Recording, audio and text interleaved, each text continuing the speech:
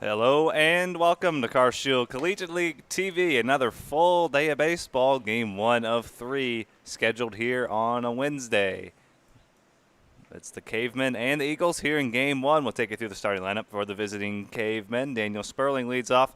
He's in right field. Seth Halverson in center field. He hits second. Mark Schallenberger, the designated hitter, hits third. Luke Mann hits fourth. Mitch Daniels hits fifth. Chase Gibson, the catcher, hits sixth. Colin Turnbow hits seventh. Brendan Claus hits eighth. And Tyler Headcamp is in left field. He hits ninth, and they'll go to task against the right-hander from Edwardsville, Illinois. Dawson Taylor, the John A. Logan Vol, has pitched 2 games so far here in the Car Shield Collegiate League. He'll make his first start here today. He's thrown 3 no-hit innings so far, 6 strikeouts and 2 walks. He's impressed. For Forest Herman's Eagles, who come in at 6-3, they sit in first place atop the Car Shield Collegiate League standings. The Cavemen coming in at 3-5-1 after a victory yesterday. Shane Holsey, Will Connerly on the mic here this afternoon. Charlie Bornoff on the production as always. And we thank you for joining us here just after noon Central Time. First of 3 games scheduled. Hopefully the rain that's supposed to come through this evening stays away, and hopefully we can get all 3 of these games in today. So do your rain dance. Keep the rain away, and we'll hopefully have 3 games of baseball here for you on a Wednesday. Dawson Taylor will deliver the first pitch to Daniel Sperling, and that's off the outside corner. Ball 1. We are underway. Cavemen coming in 3-5-1, picked up a victory yesterday. The Eagles got their 5-game win streak snapped against the Hoots last night. 2-0 count to Daniel Sperling. He leads things off. He'll be followed by Halverson and Schallenberger here for the Cavemen this afternoon.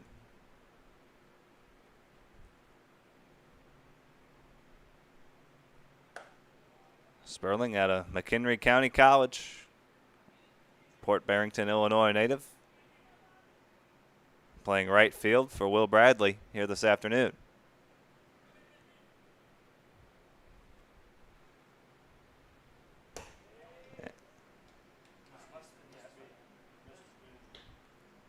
Hitting here in a 3-1 count, leading things off here against Dawson Taylor. Last time on the mound, 2 scoreless innings against these Cavemen back on Saturday. The 3-1 upstairs. He walked them, a leadoff walk for Daniel Sperling.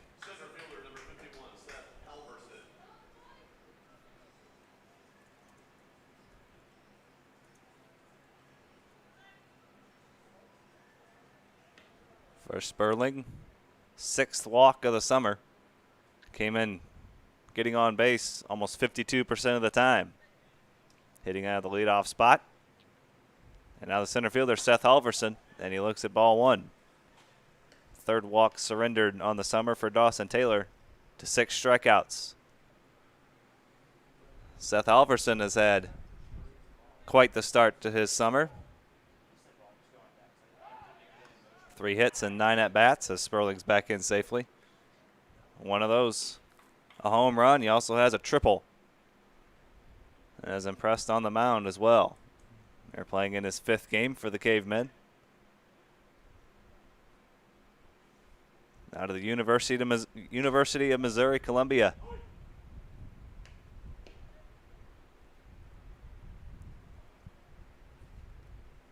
Originally from North Plymouth, Minnesota.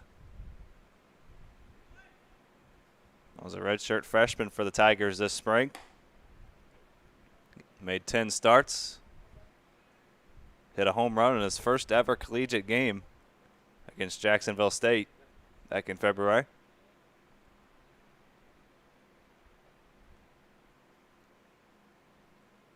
We've seen him on the mound as well. He's been on the mound as well for the University of Missouri in his freshman year before taking a medical redshirt. Through 5 1/3 innings. Playing the outfield this spring for University of Missouri, and he chops that one over to third. And Steven Randazzo fires on to Ole Arntzen for out number 1. Sperling advances to second. Take you around the horn for the Cavemen. We'll start with the outfield. or the Eagles rather. Justin Eads in left field, Aaron Hopp in center, Damian Henderson in right, Steven Randazzo at third, Noah Jacobson at short, Peyton Leeper at second, Ole Arnson at first, John Stalkup behind the plate. Catching Dawson Taylor as he works out his signs with his starting pitcher. One away and a runner at second, Daniel Sperling after the leadoff walk. And that brings in the Evansville ace, Mark Schallenberger. So 5-3 on the ground out for Halverson. He's 0 for 1. Daniel Sperling advances to second. Dawson Taylor working to Mark Schallenberger. Schallenberger 2 for 11 on the summer. Has driven in 5 runs and has hit a home run. A monster home run to right center onto the visiting clubhouse. He chops that one to the left side. Jacobson has some trouble with it and still gets Schallenberger by a half step. Sperling advances to third.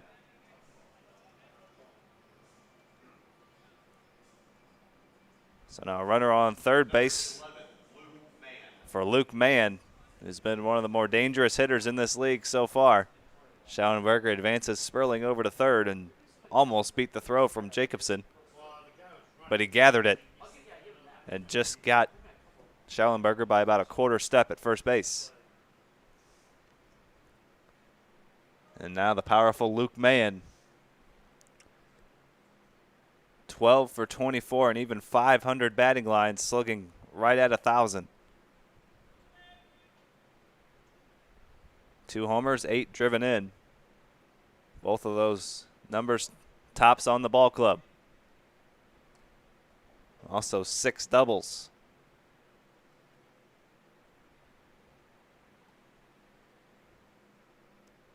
The 1-0 from Dawson Taylor. Pop foul. Steven Randazzo gives a look, but it goes out of play.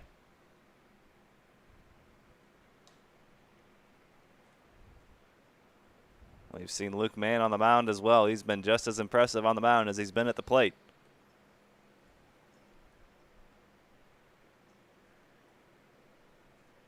A couple of Missouri Tigers at the top of this lineup have impressed so far, Halverson and Mann. Good pitch there from Taylor on the outside corner.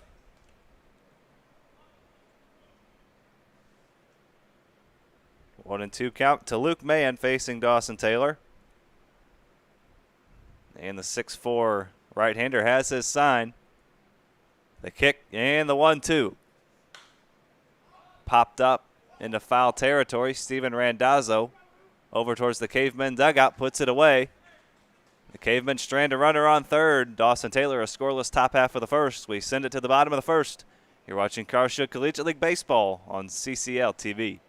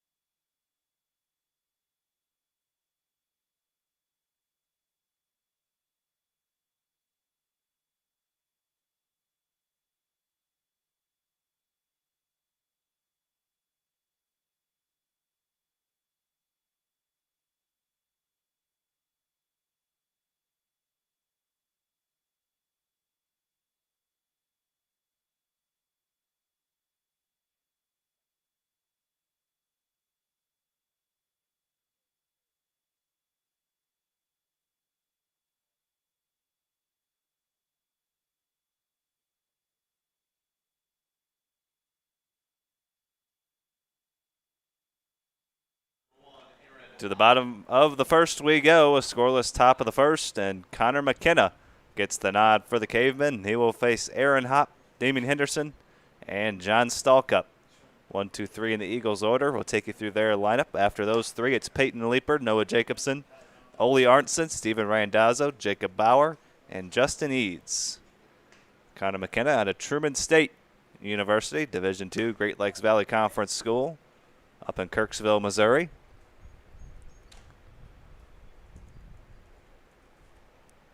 (6'1", 185-pound sophomore, originally from Jefferson City, Missouri. Elias Catholic High School is where he spent his prep days.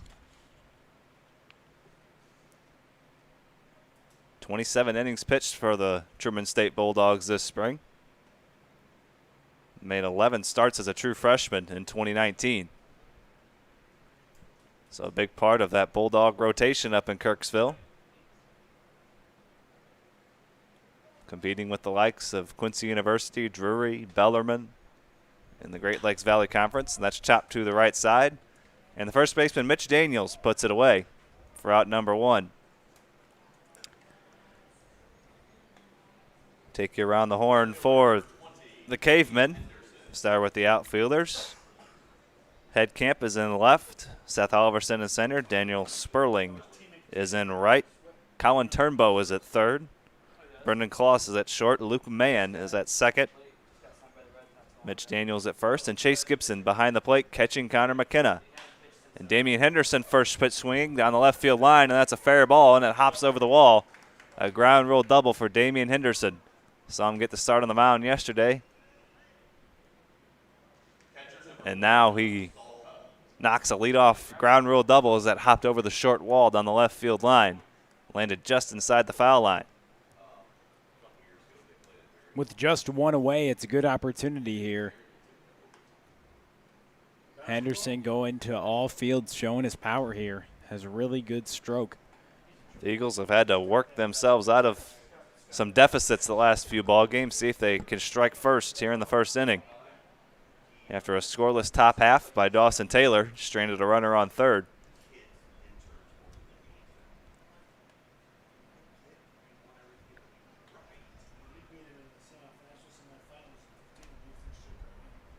Now John Stalkup hits with a runner in scoring position, one away after the double by Henderson. A 1-0 delivery from McKenna, outside corner.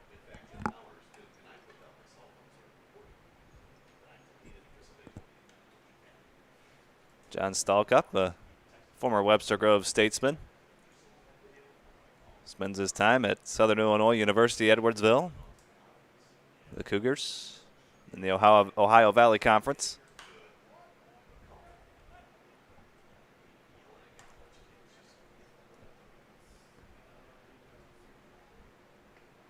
.5'11", 195-pound backstop. And a 1-2 count. After the double by Henderson, he's on second.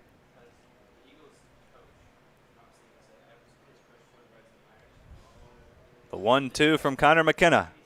Swing and a miss, his first strikeout. And a big one there for out number two.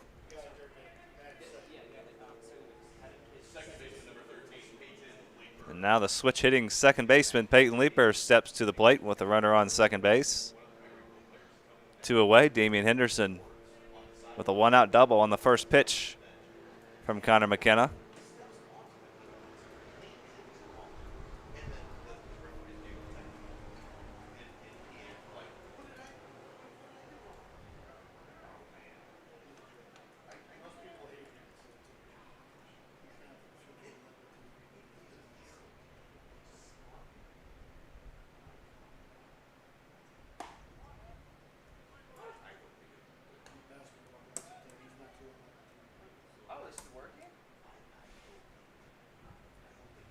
Peyton Leeper, Southeast Missouri State.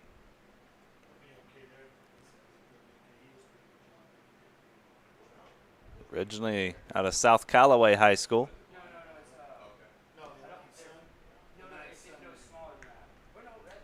Started all 4 years while he was at South Callaway, an all-state selection every year. Hit .442 as a senior and also was lights out on the mound a .61 ERA and a 10-0 record as a right-handed hurler, and he gets plunked by that pitch. So he is on first base with 2 away.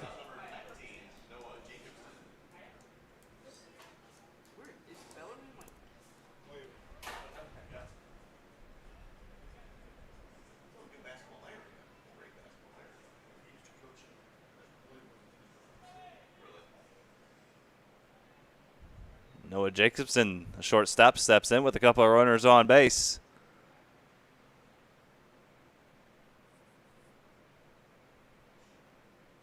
And the Potosi native looks at strike 1 from Connor McKenna.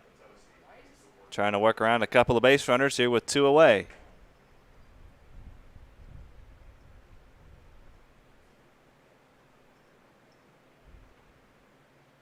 Jacobson 7 for 21 coming into play. Getting on base at a .462 clip. Playing in his 8th ball game. Couple of homers, 4 driven in, 8 runs scored. For the right-handed swinging shortstop. And former St. Louis prospect.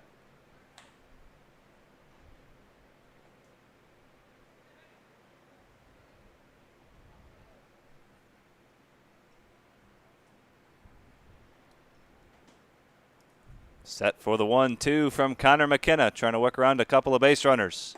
Outside corner, called, 3rd strike. Couple of strikeouts in the inning for Connor McKenna. We head to the top of the 2nd, no score here on Car Shield Collegiate League TV.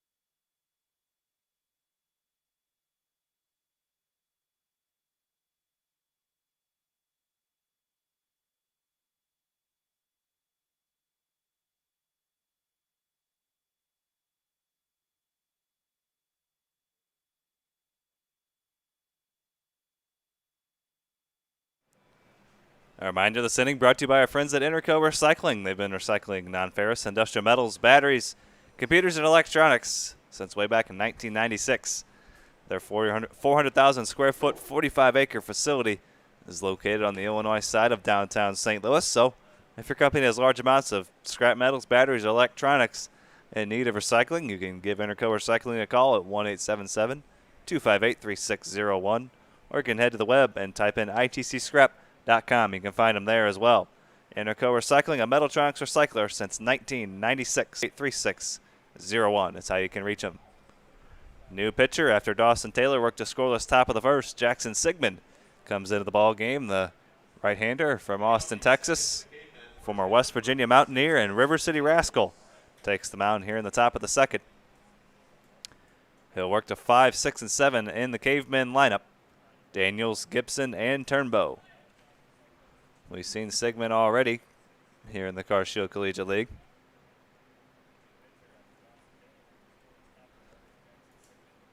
Couple of games pitched. He started a game as well.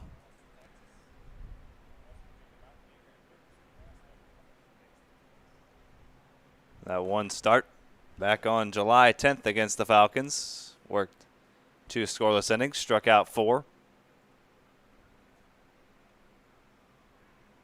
Making his second appearance here in the Car Shield Collegiate League, and he'll face Mitch Daniels to lead things off, working out of the stretch.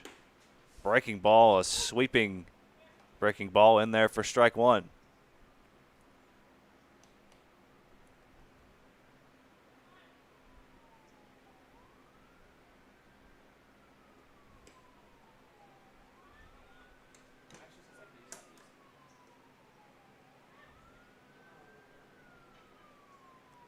Mitch Daniels, 5 for 21 coming into play. A couple of runs driven in, a couple of runs scored. Playing first base here for Will Bradley this afternoon.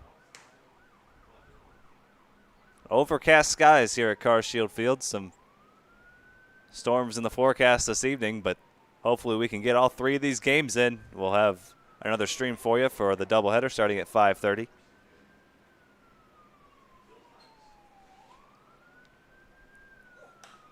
And that one's fouled away. Gems and Corn Belters at 5:30, and then Hoots Falcons to follow. Hoping we can get all 3 games in here today. Scheduled off day tomorrow. We'll be here with you all day as long as the rain stays away. Outside corner, called strike 3. Sigmund strikes out the first batter he faces here in the second. Well, I mean, with the turf, it's likely we'll get the games in. Just may have some delays for you guys. We'll try to keep you entertained during that time. But Sigmund looks good. The 25-year-old right-hander throws the ball with great intent, and painting the black, doing a nice job. Very familiar with Car Shield Field. Pitched for the Rascals last summer. Has played in the minors for the Royals and Brewers. Currently a free agent, so looking for a home. He has one here in the Car Shield Collegiate League, at least a temporary one.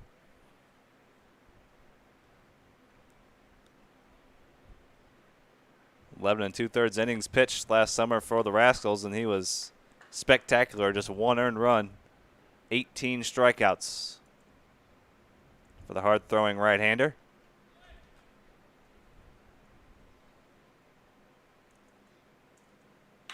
And that breaking ball is hit out to short. Noah Jacobson on to Ole Arntzen. 2 up, 2 down for Jackson Sigmund. Second baseman number 2, Colin Turnbow.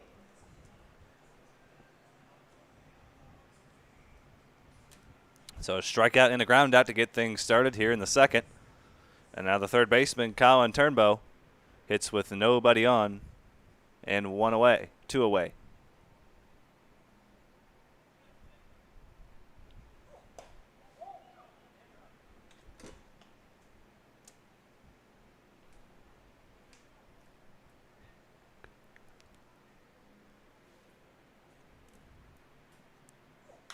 And that's hit down the right field line, and that will get out of play for strike 1. So 1-1 count to the Maryville St. Colin Turnbow facing the former River City Rascal, Jackson Sigmund. Originally from Austin, Texas. Spent his college days playing in the Big 12 at West Virginia. Looking for a 1-2-3, top of the second, in relief of Dawson Taylor, who worked a scoreless first.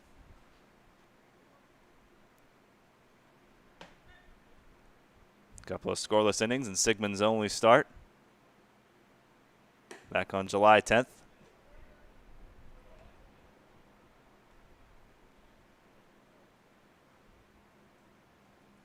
Three and 1 count here to Turnbow.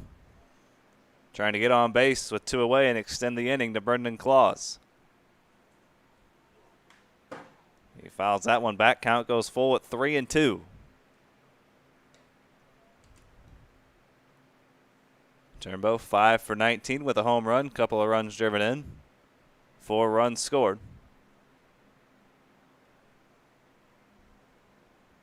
Hitting here in a 3-2 count against Jackson Sigmund. The 3-2. Outside, ball 4. First walk for Sigmund. Second free pass for the Cavemen here in the first couple of innings. Dawson Taylor worked around a leadoff walk to Danny Sperling. And the top of the first, now a 2-out walk to Colin Turnbow. And that extends things to the Harris Stowe Hornet and former Holt High School Indian, Brendan Kloss. First split swing for strike one.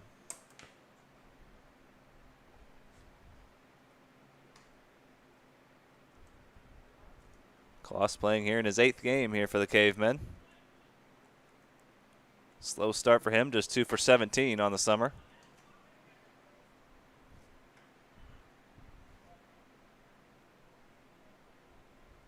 Playing shortstop and hitting 8th for Will Bradley here this afternoon. Cavemen coming in 3-5-1. Eagles at 6-3 as Sigmund sets down Kloss.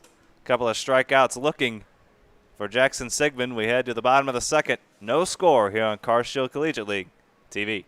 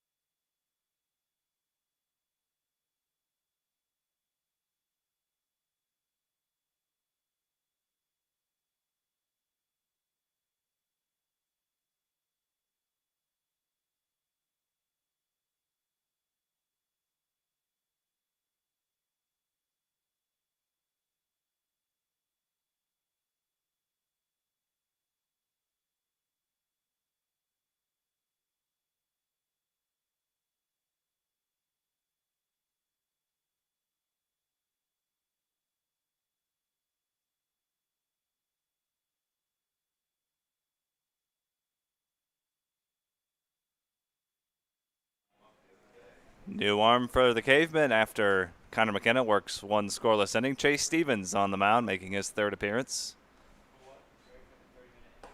He'll work to Ole Arntzen to lead things off. It'll be Arntzen, Randazzo, and Bauer, 6, 7, and 8. Connor McKenna works one scoreless inning, and now Chase Stevens gets the call. Check swing and a foul ball.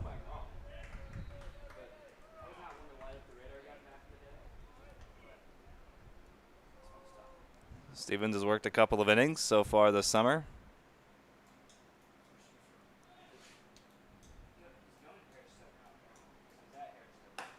And that pitch misses up and away to Arntzen, 2-1.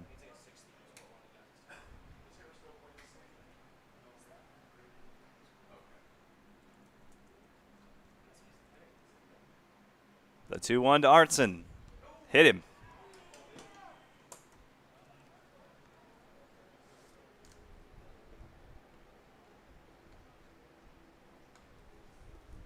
So Arntzen is on to lead off the inning, and now Steven Randazzo.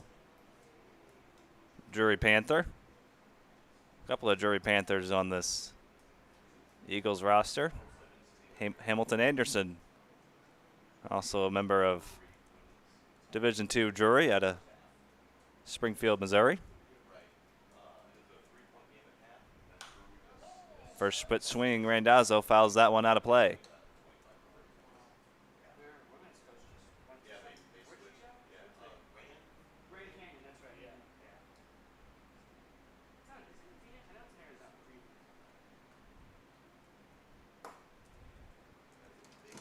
Randazza, 3 for 16 on the summer so far. Has scored 4 runs. Hitting 7th in the order here for Forrest Herman and the first place Eagles.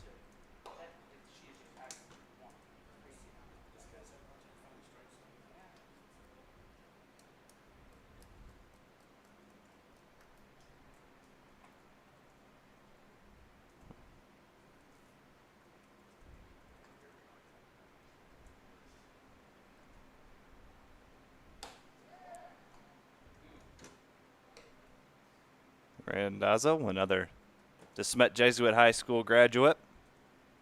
Was a second-team All-Metro selection as a hockey player as well. Was a captain of both the baseball and the hockey teams at DeSmet. And a couple of hit-by pitches to get things started here in the second.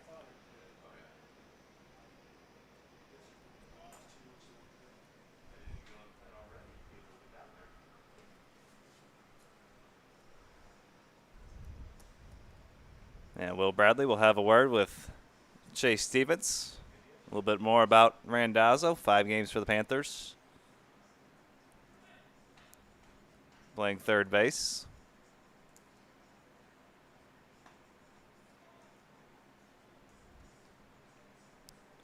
First team all conference in high school a couple of times.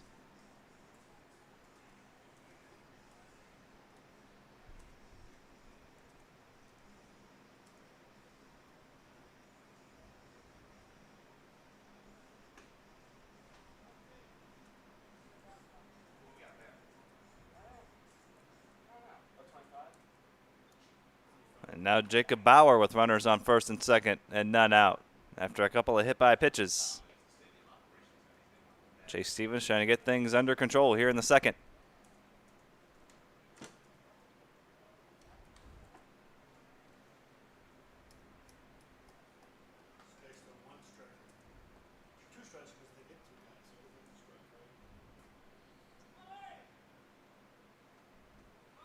And now Arnson takes off for third and no throw, and now Randazzo will swipe second. Those stolen bases brought to you by the O'Fallon Family YMCA, the Y for Youth Development, Healthy Living, and Social Responsibility. So now a couple of runners in scoring position for Jacob Bauer, a chance for a couple of RBIs.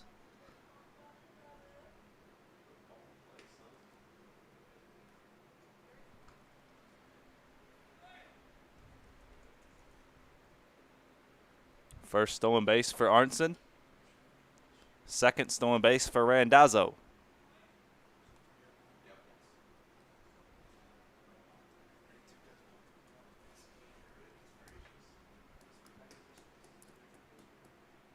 Right-hander getting loose for the Cavemen in their bullpen.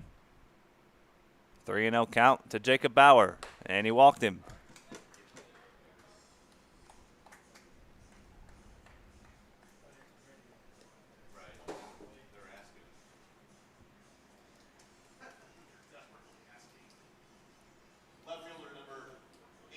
And now Will Bradley will go to his bullpen, so a couple of hit-by pitches and a walk. And we'll have the third pitcher for the Cavemen. We'll tell you about him right after this. Bases loaded, nobody out here in the second.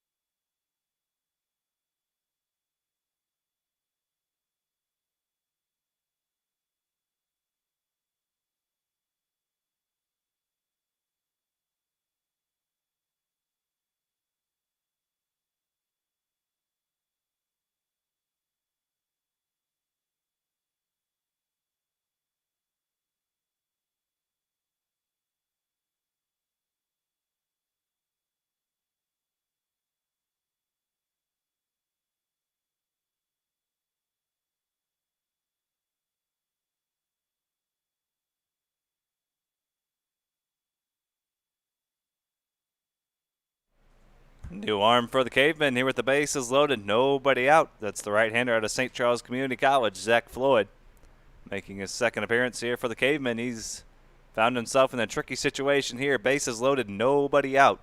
Justin Eads at the plate.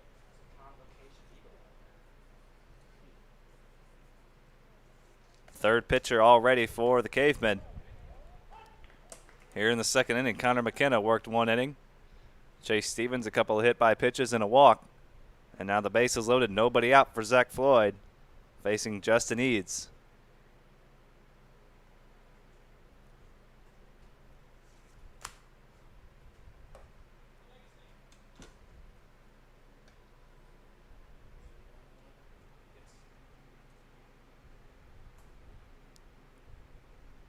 For Mr. Floyd, worked a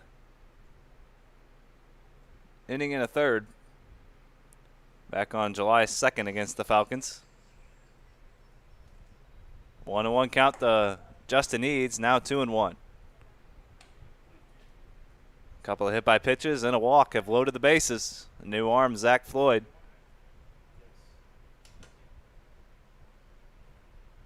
Justin Eads, the ninth place hitter here for the Eagles.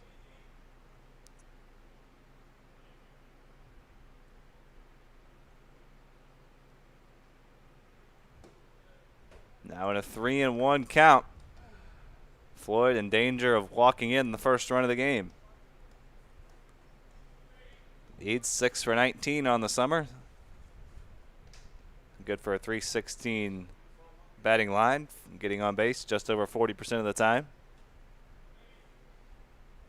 3 of his 6 hits have gone for 2 bases. He's driven in 3 runs and scored a couple.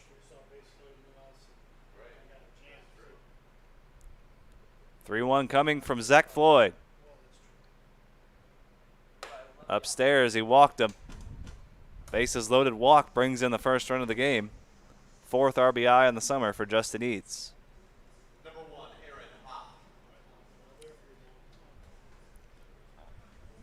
Now that brings in the dual sport athlete out of Webster University, Aaron Hop, playing center field, hitting leadoff for Forrest Herman. Bases loaded, nobody out. 2 walks and 2 hit by pitches have brought in the first run of the game. And Justin Eads picks up RBI number 4 on the walk. Aaron Hop, originally from Lincoln, Illinois. 6 starts for the Gorloks baseball team this spring in the outfield. Started 50 games as a junior. Very speedy outfielder, stole 23 bases. Also the point guard for the Gorloks basketball team. Played in 27 games, started 10 of them.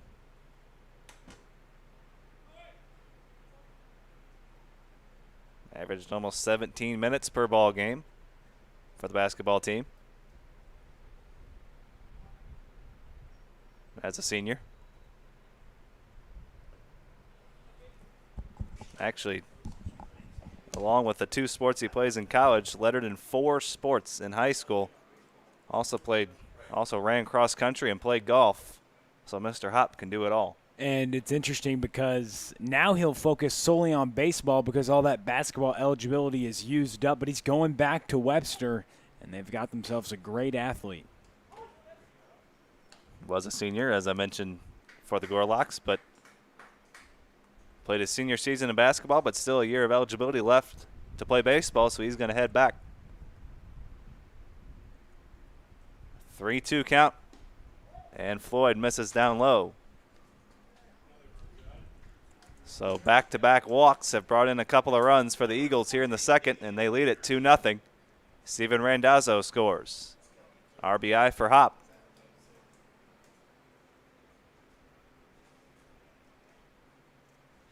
First run he's driven in here in the Car Shield Collegiate League.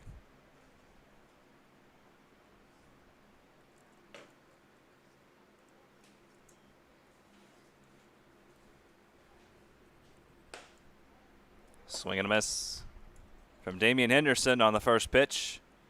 Henderson doubled back in the first. Lone hit of the ball game for the Eagles so far. Lone hit of the ball game for either side. 2-0 Eagles lead here in the second. 3 walks and a couple of hit by pitches have brought in a couple of runs.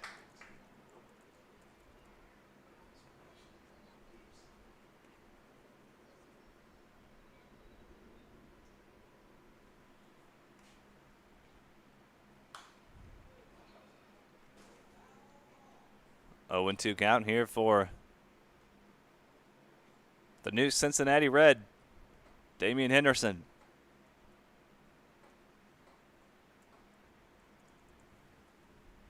A couple of days after he signed, came back, went 3 for 3 with a home run, and now a double here this afternoon. Started the ball game on the mound yesterday for the Eagles, and that's fouled out of play.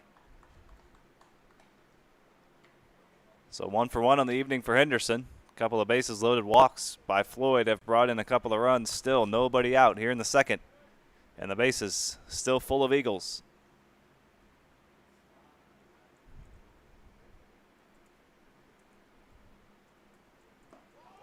And Floyd drops in a slow breaking ball and freezes Henderson for out number 1. Dropped in the slow looping breaking ball and froze Henderson for the first out. And now the catcher, John Stallcup, who struck out swinging against Connor McKenna back in the first.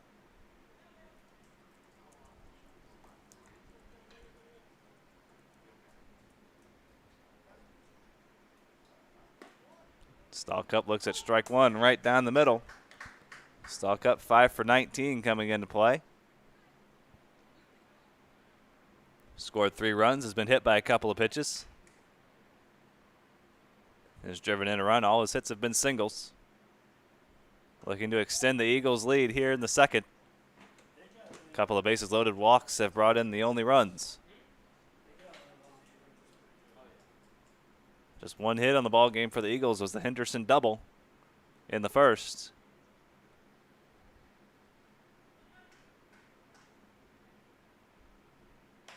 And that's cued to the right side, and Mitch Daniels will put that away. So after Floyd walks the first 2 hitters he faces, a strikeout and a soft line out. And Stallcup is 0 for 2, and now Peyton Leeper.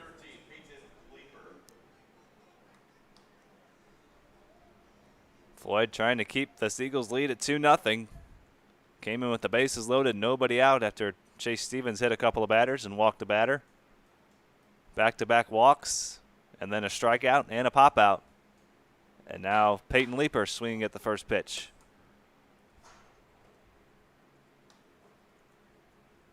Leeper was hit by a pitch. 3 hit by pitches for the Eagles here in the first couple of innings.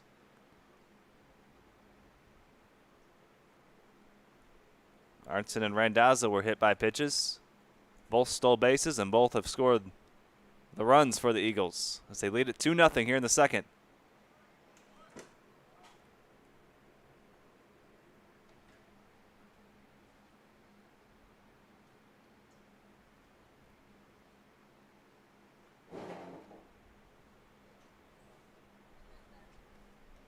One and 1 count to the switch hitting middle infielder Peyton Leeper, playing second base and hitting fourth for the Eagles. And he looks at ball 2.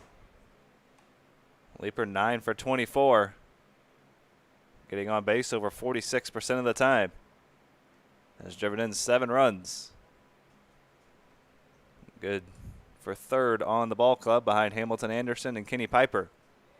And that pitch gets away, and Bauer will come across to score the 3rd run of the game for the Eagles and extend their lead to 3-0.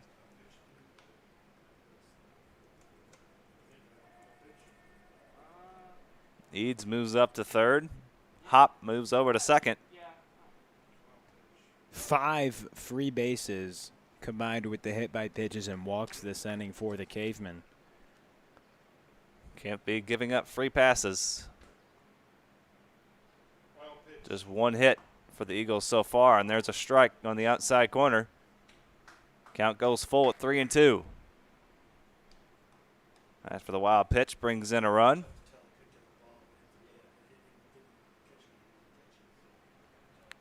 Three-two offering from Floyd. Swing and a miss. Couple of strikeouts for Floyd.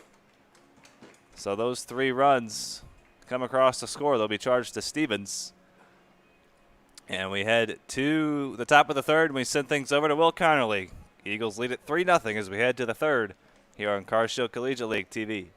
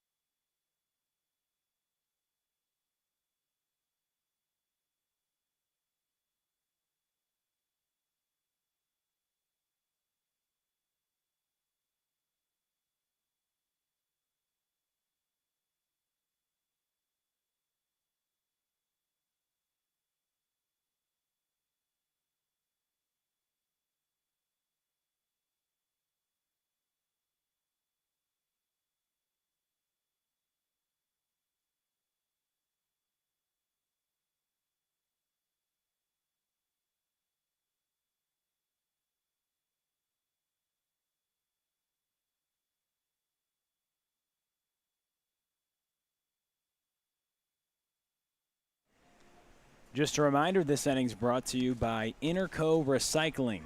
Interco has been recycling non-ferrous industrial metals, batteries, computers, and electronics. 400,000 square foot, 45-acre facility on the Illinois side of downtown St. Louis. If your company has large amounts of scrap metals, batteries, or electronics to recycle, call 1-877-258-3601 or on the web at www.itcscrap.com. Interco Recycling, a Mellotronics recycler since 1996. Jackson Sigmund out for another inning of work as a right-hander works here against the bottom of the order, Tyler Headkamp, and then we'll go back to the top, Danny Sperling and Seth Halverson.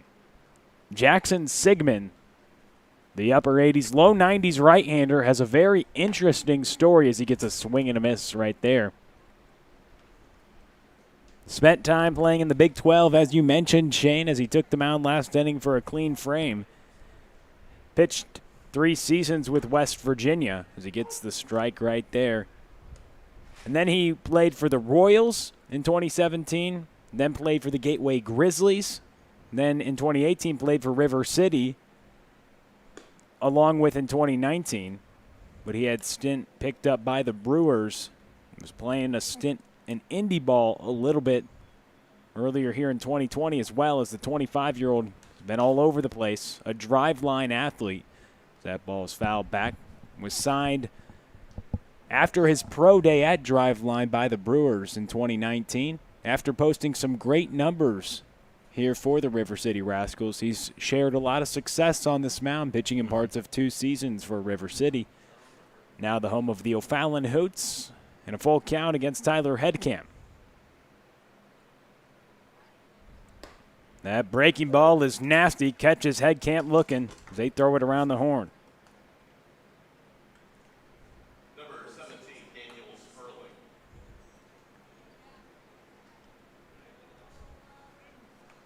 Sigmund, good career at West Virginia, but was passed in 2017 and started and continued to commit to trying to crack it in the pro ranks and went to the Frontier League after his college days, as we mentioned.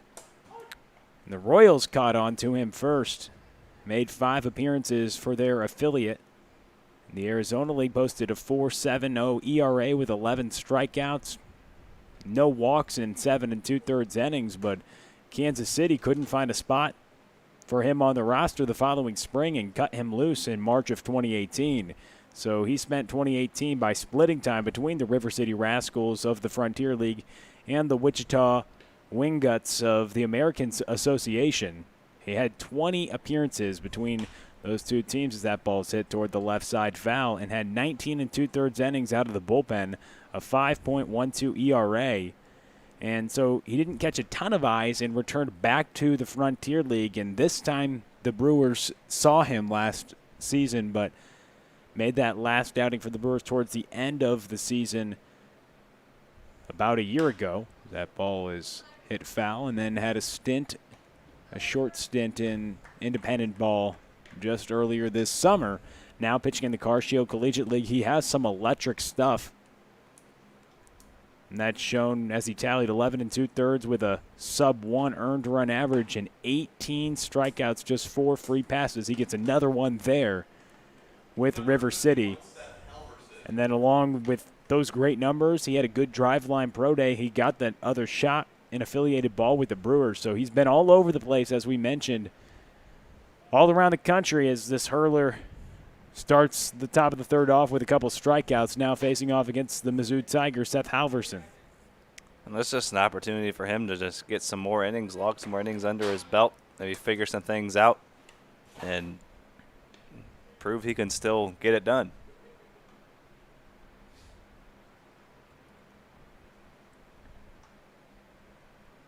Sigmund's running fastball missed inside against Seth Halverson.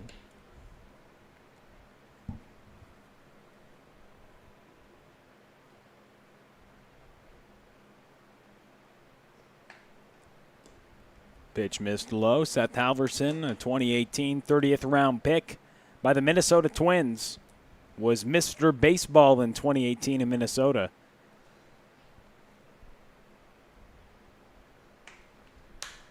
That ball's lifted high in the air, and it looks like Sigmund has himself a quick top of the third as the shortstop hauls it in. Noah Jacobson for the third out. We send it to the bottom of the third. You're watching Car Shield Collegiate League TV.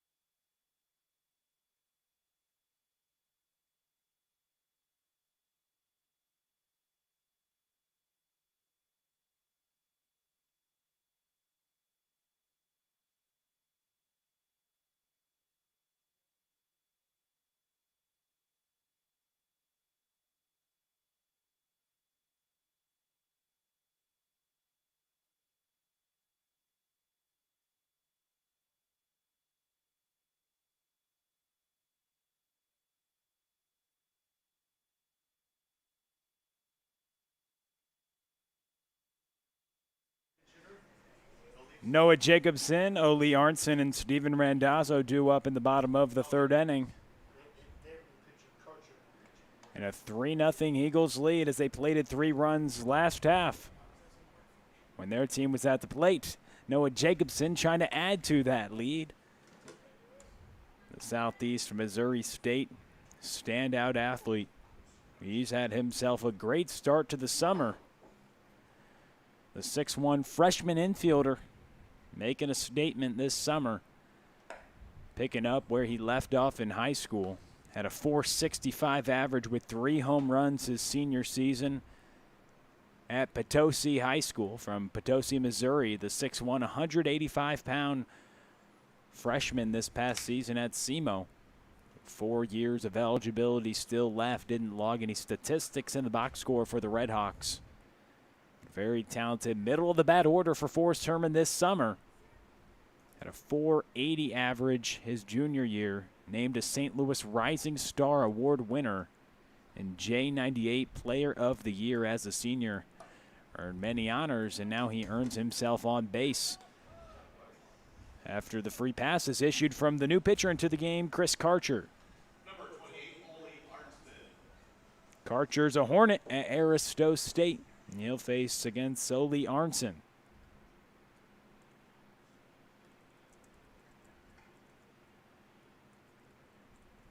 Arnson had that walk-off the other day.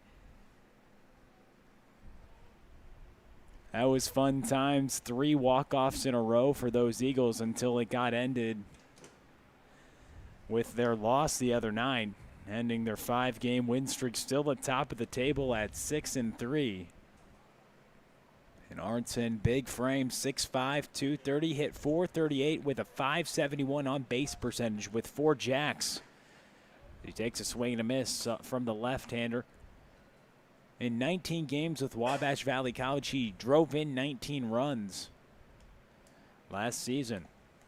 The runner on first, Noah Jacobson, reaching on the free pass. Ole Arnson in the box, a 1-ball, 1-strike count against the new reliever into the ball game.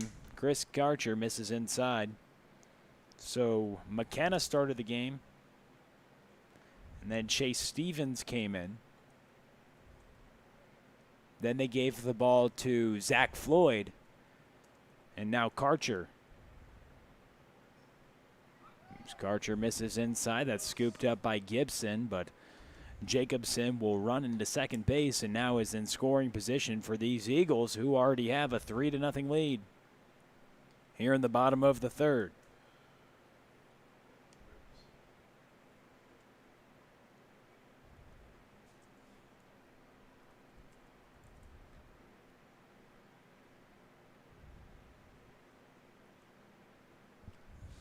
Pitch missed outside. Chris Karcher making his 3rd appearance here this summer. He's gone 1 1/3, surrendered 2 hits and a 1 walk coming into today, but he's already surrendered a couple now, and he'll face off against Steven Randazzo.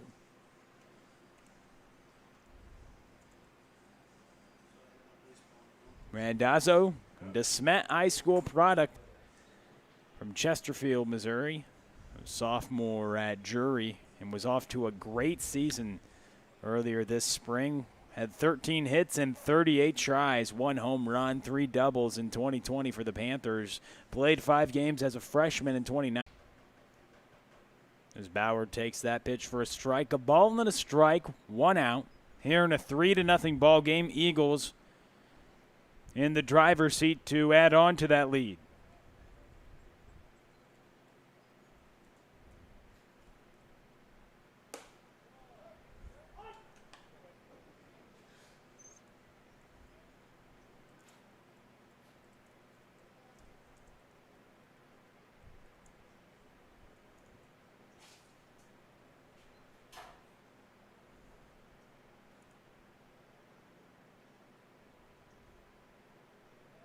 Runners take off. Bauer takes the pitch inside, and runners will move up to second and third. Those stolen bases are brought to you by the O'Fallon Family YMCA, the Y for youth development, healthy living, and social responsibility.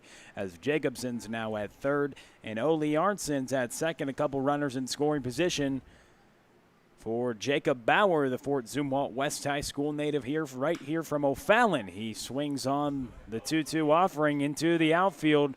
Caught by Danny Sperling. Jacobson will tag up. The throw is cut off by Daniels, and that will be an RBI sacrifice fly by Jacob Bauer.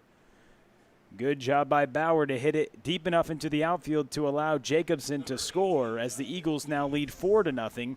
Arnson advances to third base. And the Central Methodist Eagle gets himself an RBI. Jacob Bauer now that brings up the 9th place hitter in the order, Justin Eads. Drew a free pass last time at the plate. On that previous play, the runners advancing on the pitch before that, huge as that fly ball allowed a run to score. So those runners moving up, paying off later in the at-bat.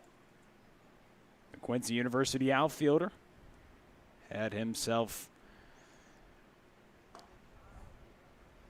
a good start to his senior season as he swings through that breaking ball. With Quincy, big frame, he does very strong, 6'4", 220. Was hitting 320. He takes that pitch inside. 16 hits and 50 at-bats for Quincy University earlier this spring, and Ole Arntzen stands 90 feet away. So he'll try to knock him in here with 2 outs in a 4-0 ball game, try to extend that lead. Eads takes that pitch inside. Justin Eads this summer is 6 for 19. Coming into the game, hitting .316 on the summer. Playing the corner outfield for Forrest Herman as Karcher delivers. Pitch taken low and in.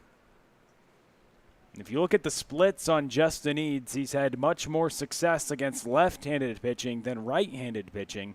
Maybe this matchup is something that he likes to see against the southpaw from Harris Stowe. And a hitter's count, 3 balls and a strike with 2 away. Takes it outside, and he gets on base for the second time with the free pass. That'll bring up the dual sport athlete at Webster University, Aaron Hopp.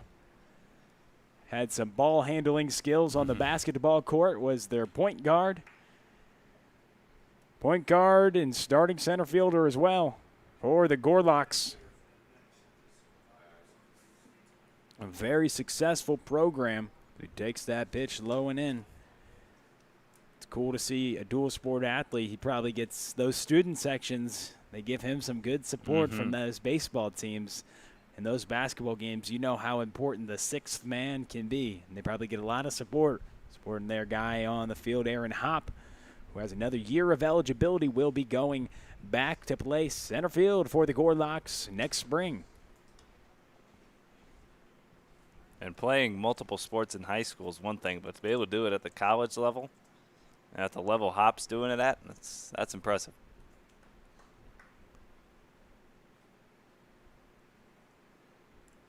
Originally from Lincoln, Illinois, as he rips this one toward the left side, it gets through the infield, and the Gorlock has himself a run batted in with 2 outs. Will get to first base. Eads will go to second.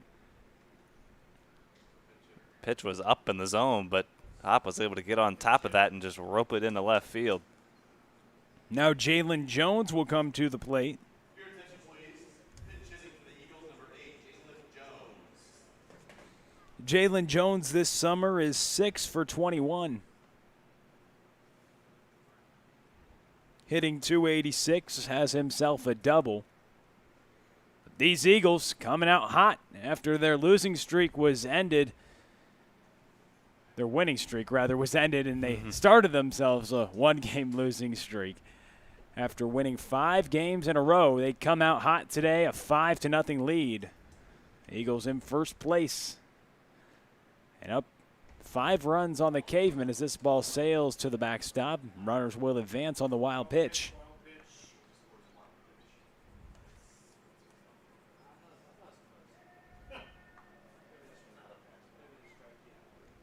Jalen Jones, the pinch hitter, coming in for Damian Henderson.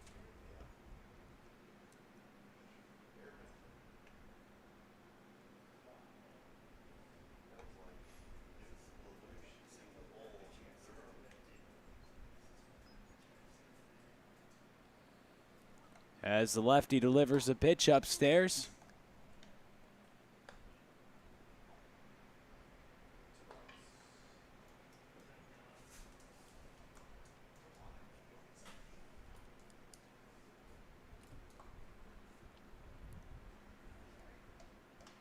Runners on second and third, facing off against Jalen Jones. Pitch missed low. 3 balls and no strikes. John Stallcup on deck.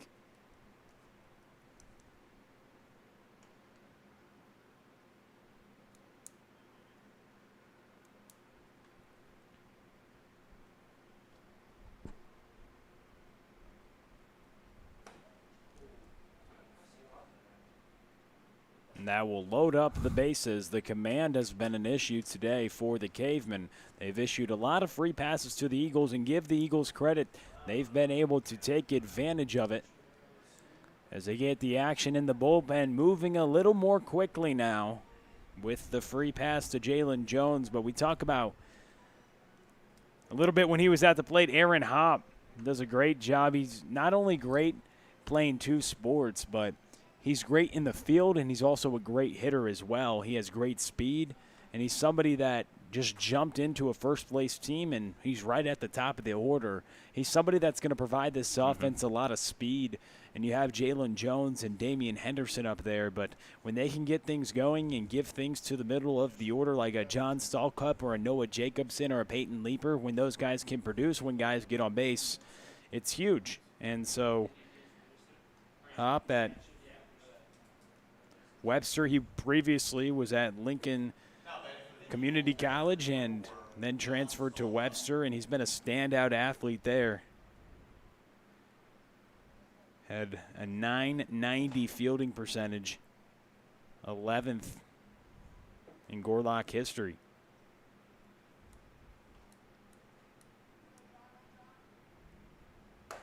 Now pitch taken up and in against John Stallcup, who's now at the plate. There's a couple Harris Stowe relievers have pitched this game. The Sherman State right-hander Connor McKenna started things off, just went 1 inning. He gave way to Chase Stevens. Then after Stevens, Floyd came in. And now it's Karcher, but there is action down in the bullpen for the Cavemen. I believe that's Jamie Burdish down there getting hot, the right-hander from Westminster. So you have the potential to see a couple Westminster hurlers throw as Stallcup hits this one to shallow center field. Seth Halverson will get it, and the Eagles extend their lead 5-0. We send it to the 4th. You're watching Carcio Collegiate League TV.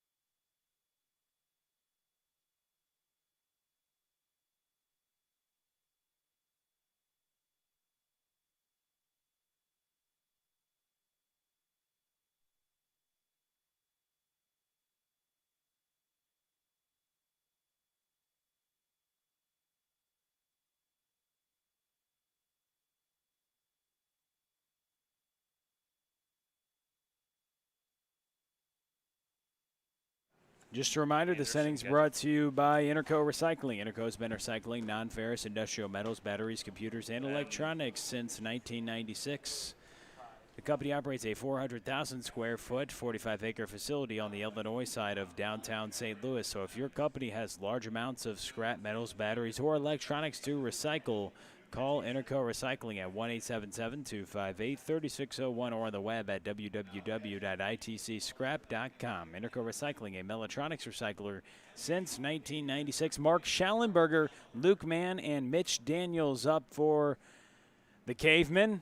Looking to get some offense started. Sigmund threw a couple of clean frames after Dawson Taylor tossed the first, and they've given way to Skylar Dick Knight. As the power-hitting designated hitter steps into the box, grounded out the first time at the plate. Skylar Dick Knight, 6'3", 195 pounds, from Westphalia, Missouri, Fatima High School. He had 4 games started this year for Westminster, 14 innings, 6.43 ERA, had 12 strikeouts. Been a starter for them for the past couple seasons. Looking like someone who has good prospects to be in the front line of that rotation for Westminster this coming spring. A broken bat hit to the shortstop Jacobson, and he corrals it for the first out here in the top of the 4th. Mark Schallenberg will need a new piece of lumber now. I think that's safe to say. I think that one's a goner. That might be the cleanest break we've seen. That the barrel of the bat went all the way to the backstop. Now coming up, Luke Mann, the 2018 Gatorade Missouri Player of the Year, came into today hitting a modest 500. Now up at the plate. He's been tearing the league up. The SEC standout at Mizzou in 2019. He received a medical red shirt after being shut down for the season following an injury in mid-March, and appeared in 15 games with 10 starts in the shortened season at Mizzou. All 10 of his starts were at the hot corner as he hits through the shift, gets a single into right field. So Mizzou third baseman's on base. Here with one away in the top of the 4th inning, Mitch Daniels now at the plate. You can pretty much pencil in a base hit. Came in slugging exactly 1,000, averaging a single per at bat. So par for the course there for Mann. Mann has a bright future with the Mizzou Tigers. When he was in the starting lineup, Mizzou was 8-2 this season with his 10 starts at third base. And he was consistently clutch for him as that ball is chopped toward the left side but mishandled by Steven Randazzo. An error on the third baseman will now bring up Chase Gibson. And albeit an error, that's not an easy play, but one Randazzo feels like he should have made.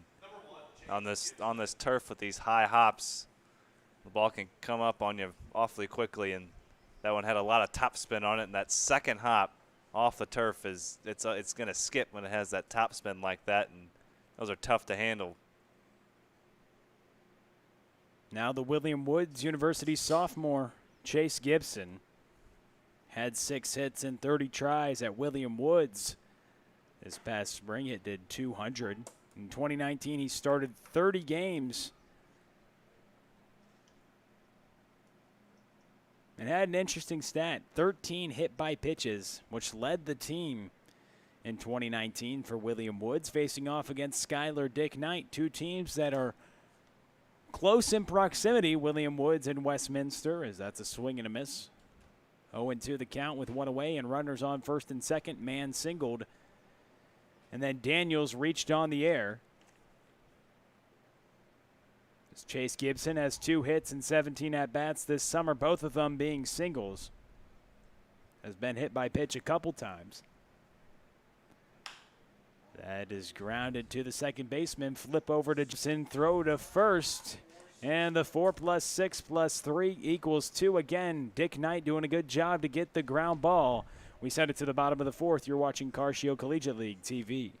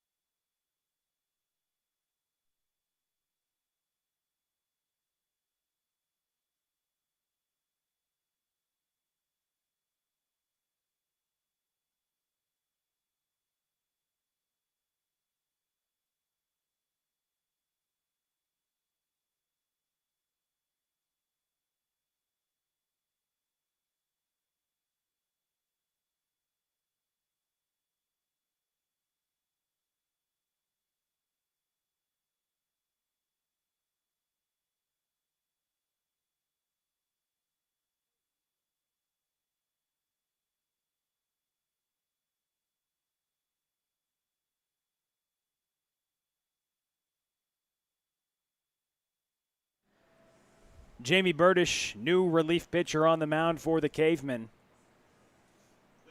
His third appearance here this summer. All of them have come out of the bullpen. He faces Peyton Leeper, Noah Jacobson, and Ole Arnson. Burdish went 2-0 in his first season with the Blue Jays. He gets the first pitch over for a strike. Out of Parkway North, he took his talents to Quincy University, then transferred and became a mix in that Blue Jays pitching staff his first year with the Blue Jays. In his second campaign at the collegiate level, as he logged innings on the junior varsity squad at Quincy University. That pitch is inside to the left-handed hitter Peyton Leeper. Back on February 29th against Eureka, after pitching 1 1/3 scoreless, Mr. Burdish earned his first win of his collegiate career. He made his first career start on March 8th, right before the shutdown. That ball's popped up, and what a play by Luke Mann. He does it all, and a good backtracking play in shallow right field as Burdish retires the first hitter.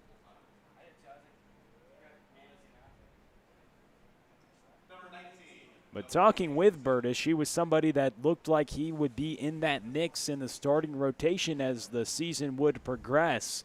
Made that first start on March 8th, gave up 3 runs over 5 innings to earn the win over Simpson.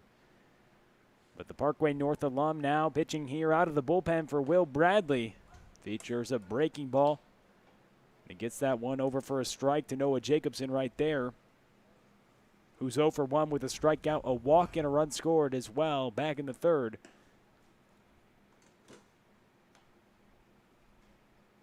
When the Eagles added a couple runs to their lead, they scored 3 in the second and 2 in the third. 5-0 lead here in the bottom of the fourth. Jacobson rips this one to left field, backtracking forward and making a heck of a running catch right there in left is Tyler Headcamp. A couple great defensive plays behind the right-hander Jamie Burdish so far, 2 outs. Burdish getting some help from his defense. Couple of plays running back on the couple of baseballs, one by an infielder, one by an outfielder, and Headcamp, there was no slowing down. He was going to either catch that ball or run into the wall. And he actually did both, but still made the catch. That ball's belted towards left field. Headcamp back for it again, but this time it gets over the wall as the slugger Ole Arnson trots around the base pass for a home run. The Eagles extend their lead to 6-0 as Ole Arnson took a shot for a solo shot, 2-out home run. Arnson trots around the base pass for his second home run of the summer. Headcamp wasn't getting to that one. He wanted to make another spectacular catch at the wall, but that one cleared the wall by plenty. Big power from Arnson. You know he's due for a few. Second shot for Ole as that brings up Steven Randazzo. Not quite as spectacular as the other one, the walk-off variety. This one in a 5-0 game, but a shot nonetheless. There's a Drury Panther, Steven Randazzo at the plate. Jacob Bauer, the designated hitter on deck, a ball and a strike. As the Eagles add to their 5-0 lead with a solo 2-out shot from Ole Arnson. Hits the solo home run to left field. As he pulled the baseball, hit it well beyond that 354 sign in left field, just beside the car shield sign out there. Into the left field bleachers, a ball and 2 strikes as Randazzo fouls that one away.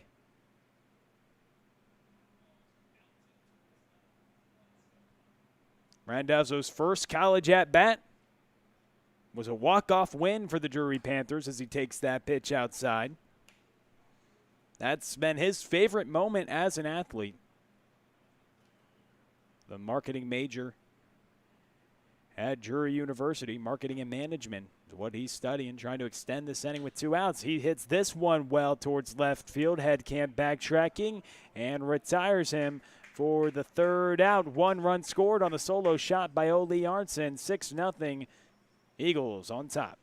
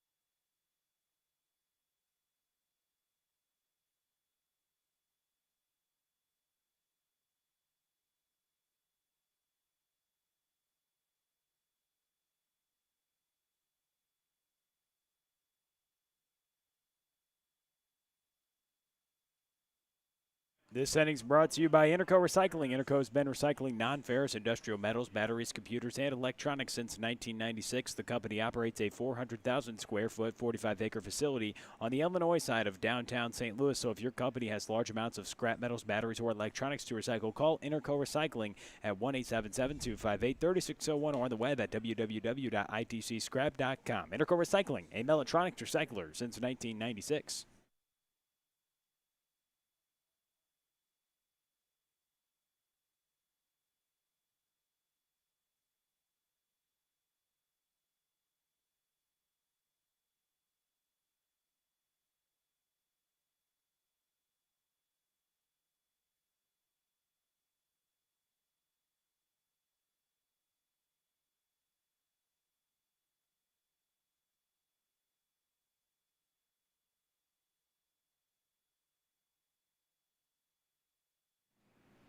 Seven, 8, 9 due up for the Cavemen. Colin Turnbow, Brendan Claus, and Tyler Headcamp. 6-0. As Bexton is out here for the top of the fifth inning. New pitcher on the mound, Logan Bexton. Hard throwing right-hander, as the Eagles have done a bullpen by committee today. The 5'11 junior from Westphalia, Missouri, went to Fatima High School. Couple Fatima products in this league. State Fair Community College had 5 wins and a 3.38 earned run average. And in 64 innings pitched, tallied 46 strikeouts. And in 2020, with William Woods, had 30 and a third with a 5.34 earned run average. So over 30 innings logged in the 2020 campaign. That pitch missed low.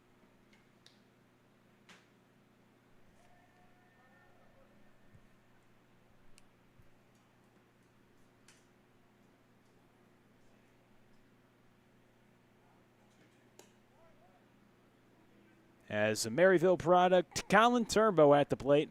Reached on the free pass in the second.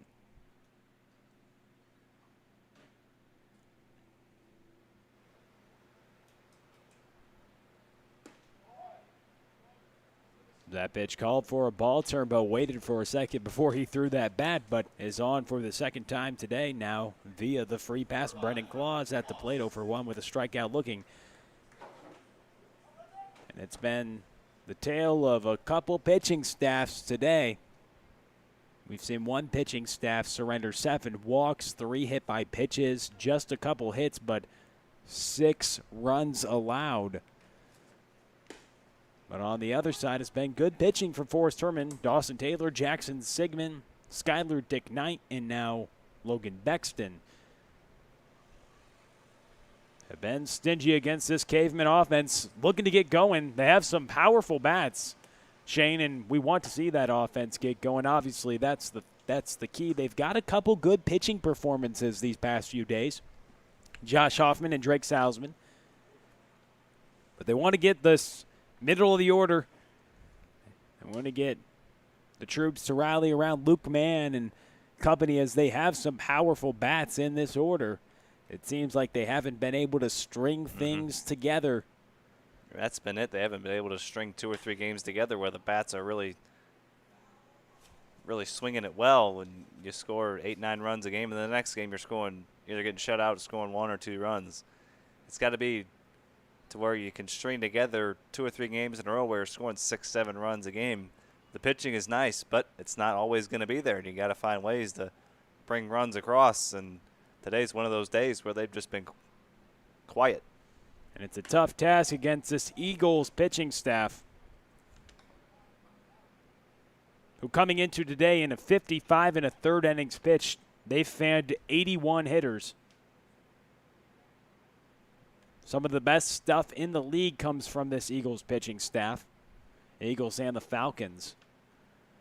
That pitch missed low.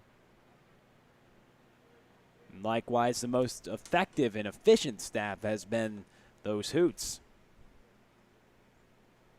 But the Cavemen hitting .229 as a team coming into today. And they've struck out 74 times as a team in 231 at-bats. prior to today's matchup.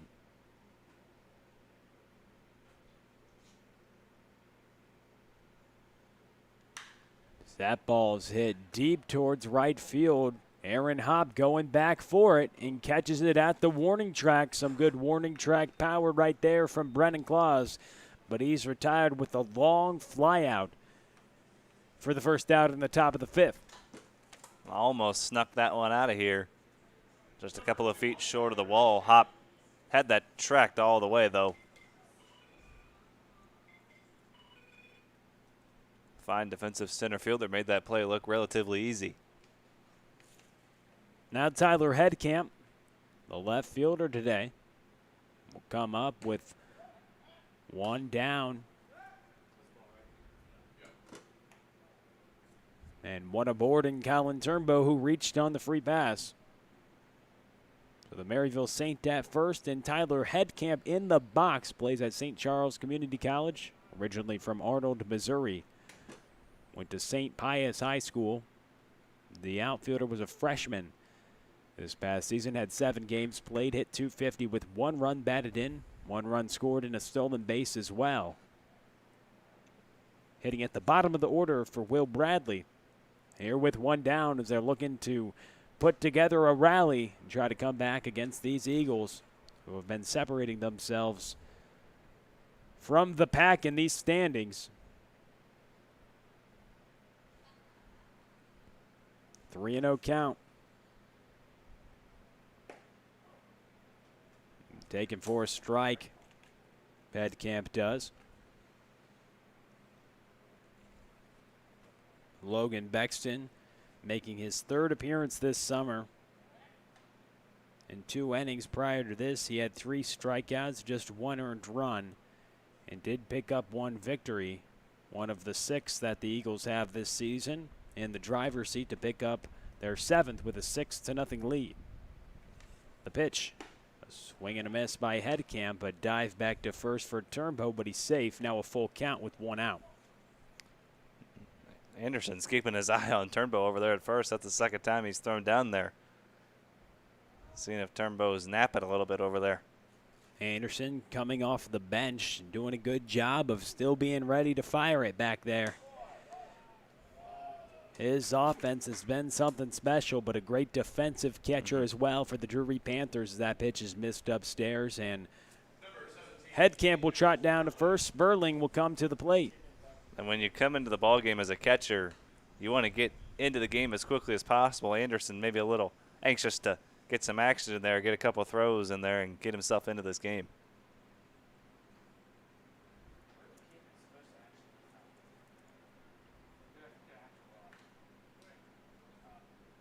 Pitch foul back from Sperling, who's in his sophomore campaign at McHenry County College.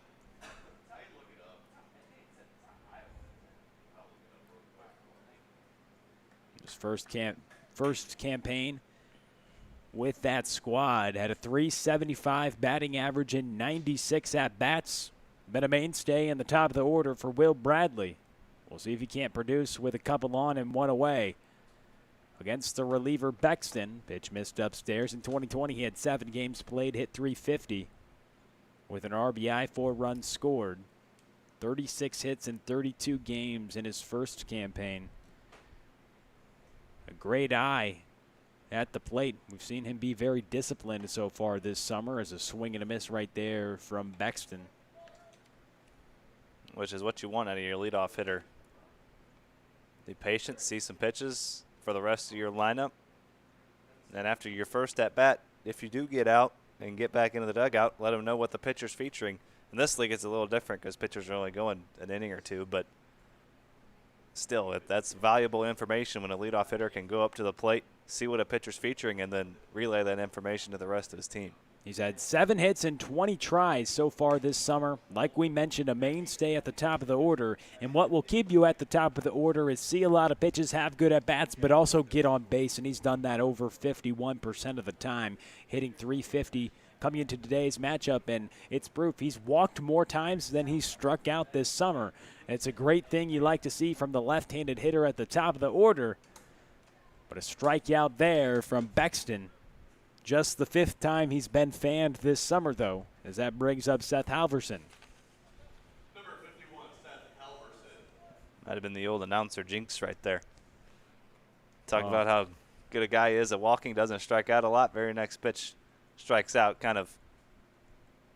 I mean, there were 2 strikes already, so kind of unlucky, but Now Seth Halverson, who started 10 games for the Tigers in 2020,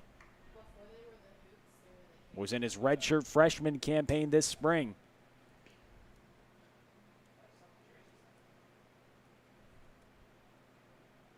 We've seen him on the mound a little bit. We've seen him belt an opposite field home run earlier this summer. His first ever collegiate at bat at Mizzou was a home run as well. Cool moment for the redshirt freshman as he chops this ball back to Bexton. Anderson calls him off. They throw it to first, but they say Ole Arnson came off the bag and Colin Turnbow will come around to score. That'll bring up Mark Schallenberger. So the base knock for Seth Halverson brings Colin Turnbow to score. Headcamp will be at second base as they have a mound conference. Seth Halverson reaching on the single will bring up Mark Schallenberger. A 6-1 ball game. We'll see if the Cavemen can't put something together against Logan Bexton. Number 20, Mark Schallenberger. That 5-run deficit would look much different. And here comes the middle of the order for the Cavemen. What can they do with a couple outs? Can they muster up a 2-out rally? Mark Schallenberger and Luke Mann. Next 2 hitters up. Schallenberger, first pitch swinging toward the right side. Bexton's going to have to get over the flip. Is there in time. And Schallenberger grounds out. Cavemen strand a couple runners, but they do scratch one across 6-1. The score, Eagles on top. We send it to the bottom of the 5th.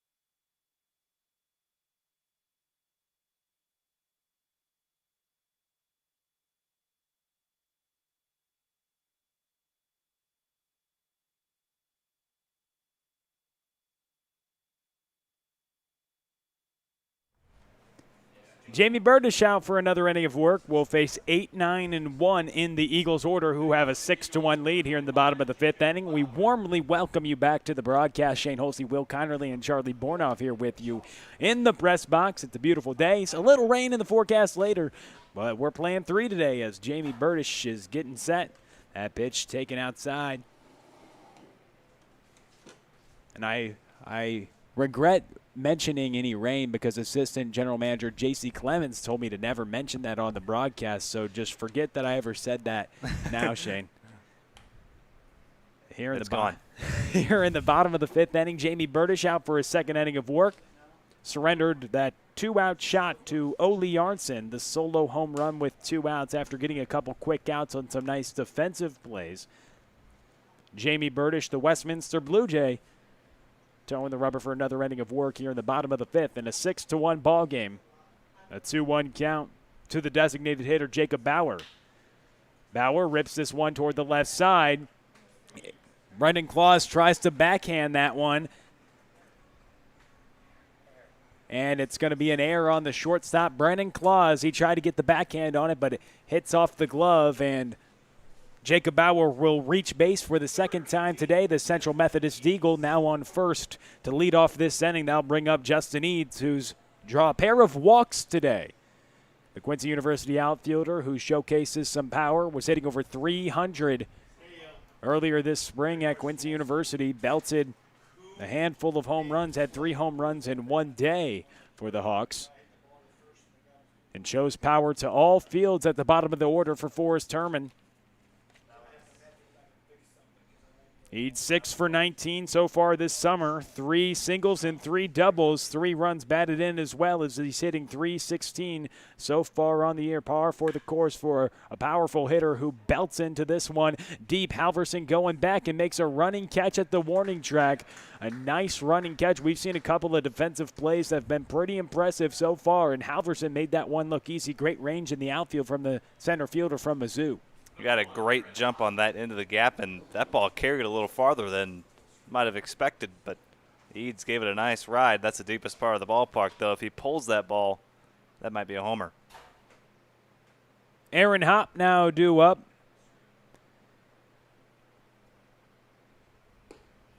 He takes that pitch low from Jamie Burdish.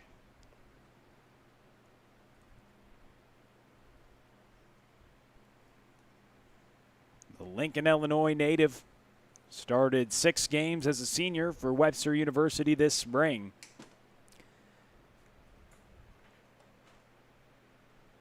Was a mainstay in the lineup in 2019, started 50 games for the Gorlocks, hit .276, scored 32 runs and drove in 23, and stole, wait for it, 23 bases on 28 attempts as he hits this one toward the right side. And the speedy leadoff hitter's now on base. A couple runners on against Jamie Burdish with 1 away. Just a textbook piece of hitting, taking that pitch right where it was pitched, just going right with it, not trying to do anything too fancy. Put the ball on the ground, and with some speed like Hop has, if you put the ball on the ground, chances are you're going to have at least a chance at getting a base hit. And if you find a hole, it makes it that much easier.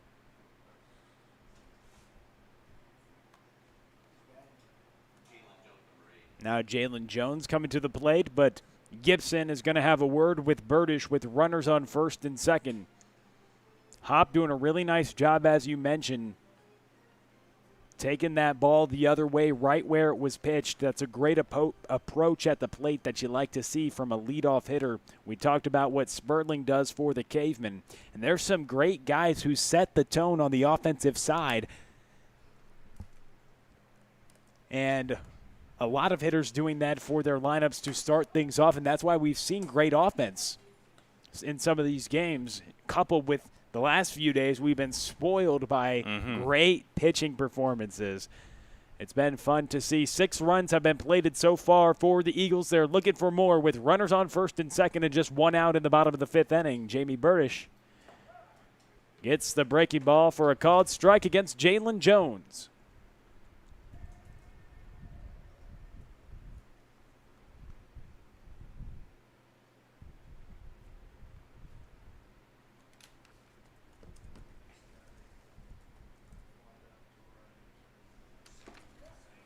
Now swing and a miss by Jones as he's retired.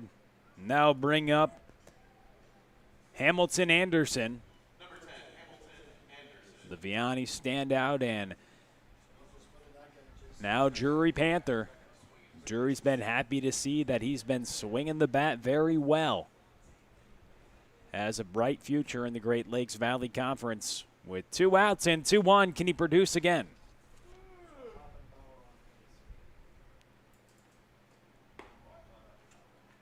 Pitch taken outside for strike number 1 from the right-hander, Jamie Burdish.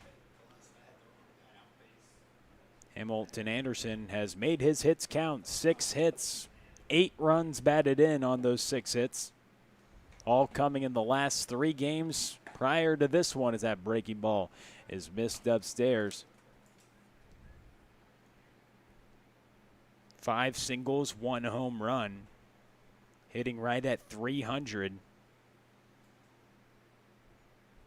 Drawn 4 walks and has just been fanned 5 times. Here in an 0-2 count.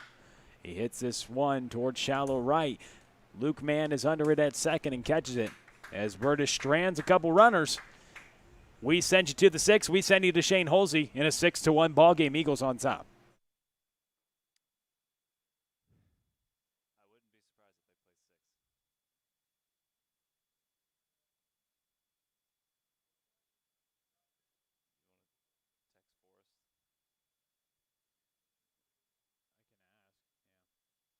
I wouldn't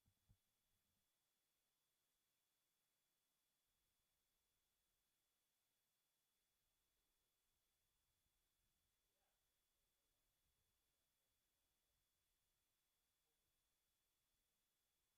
they play 6. You want to text Forrest? Because they're going through a lot of pitching. But they do have a day off tomorrow, though, so I don't know.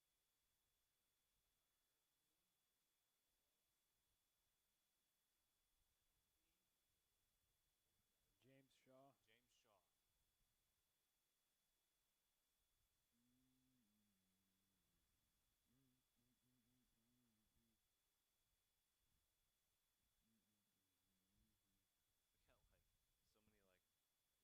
We got so many White Sox fans and everybody following us now. He's coming. A guy from the Athletics coming on Friday. What? Some guy from the Athletics coming, David told me, so we need to get like a press pass, or he'll get a press pass or whatever. They're legit. Probably. We're going to write a story on Burger too.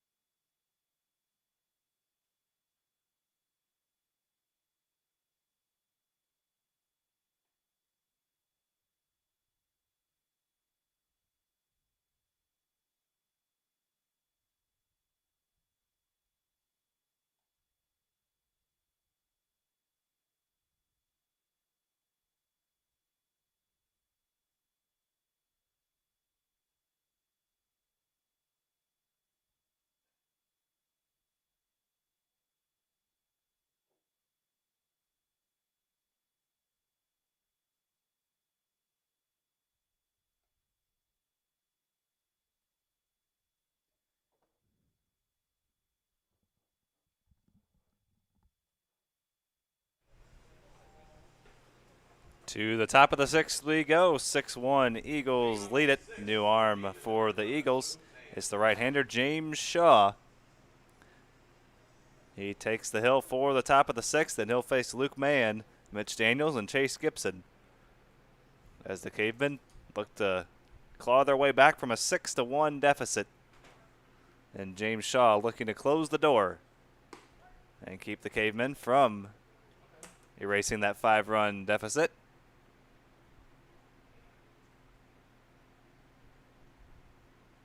We've seen Shaw a few times this summer.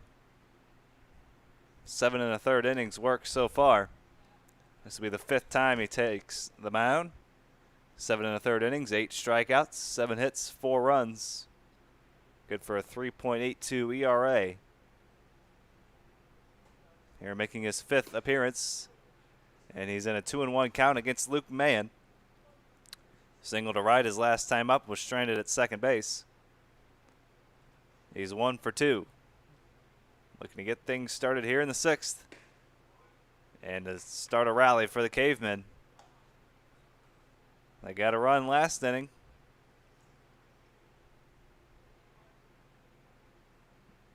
Looking for a few more here in the 6th. And Luke Mann looks at strike 2. Full count, 3-2.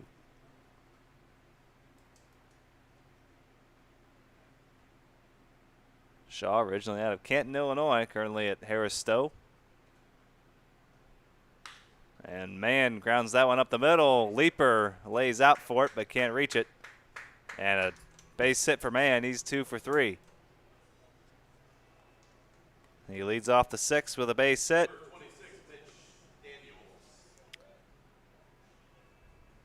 Just the third hit of the ball game for the Cavemen. All of them have been singles. Man has 2 of them.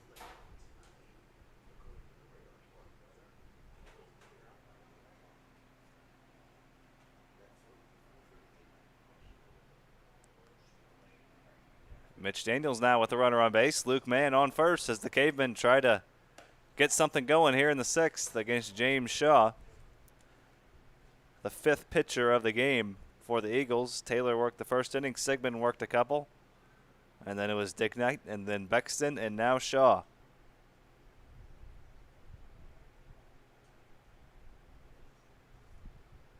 Tenth different pitcher we've seen between these two teams. Double play ball over to third. Randazzo to Leaper to Arntzen. Roll them up. 5-4-3. So the base hit is erased on the double play, and now 2 away for Chase Gibson. Just what you want as a pitcher. You give up the base hit, but you go in there and find a way to get a ground ball. The hot corner turn by Randazzo doing a nice job to get rid of it quickly. Just like you draw it up, 5-4-3. And now Chase Gibson, who hit into a double play his last time up. Can't do that this time. He's grounded that. He's done that and a ground out. 0 for 2.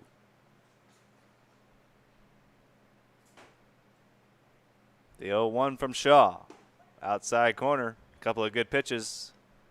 And an 0-2 count. So the base hit by Mann is erased on the double play. Cavemen still just 3 hits on the afternoon. A swing and a miss. Nice 6th inning of work for James Shaw. We head to the bottom of the 6th. Eagles look to add on. It's 6-1.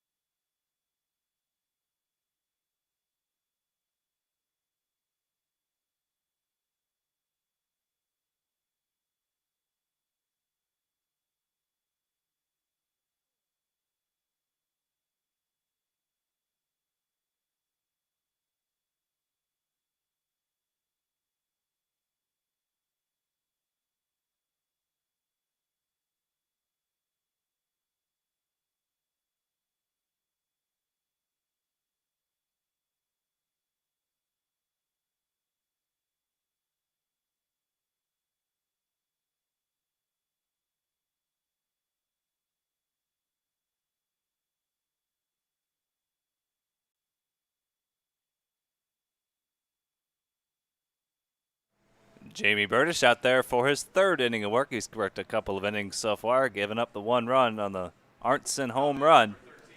And Peyton Leaper will get things started for 5 and 6. Leaper, Jacobson, and Arntzen for the Eagles here in the 6th as they look to add on to their 6-1 lead against the right-hander from Westminster, Jamie Burdish. And a strike in there, 0-1. Leaper reached base via the hit by pitch back in the 1st. Since then, a strikeout and a pop-out. So a quiet day so far for the switch-hitting infielder, Peyton Leaper.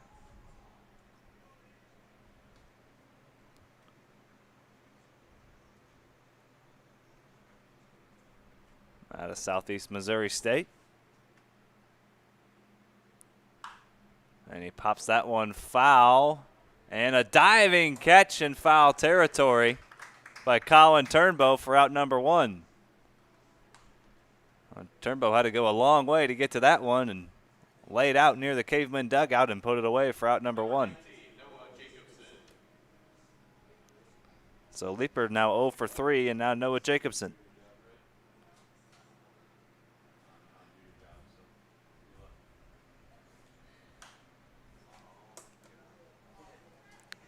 Jacobson walked and scored a run back in the third. 0 for 2. Struck out and flew out.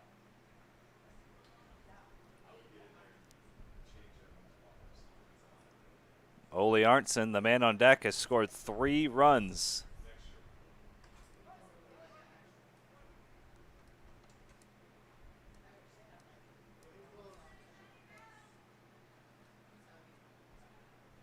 Oh, 2 coming to Jacobson.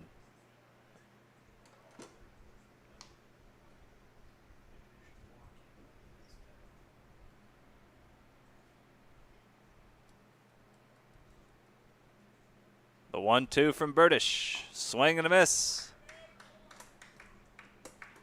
Second strikeout for Burdish, and now 2 away for Ole Arntzen.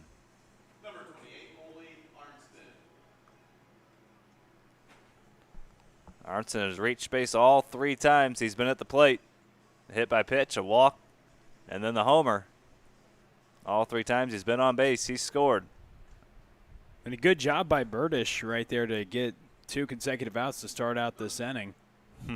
And that pitch gets away from Burdish, and Arntzen is on base for the 4th time. Hey, but he took Burdish deep last time. Maybe he just said, I'll work around you this time. Wasting no time.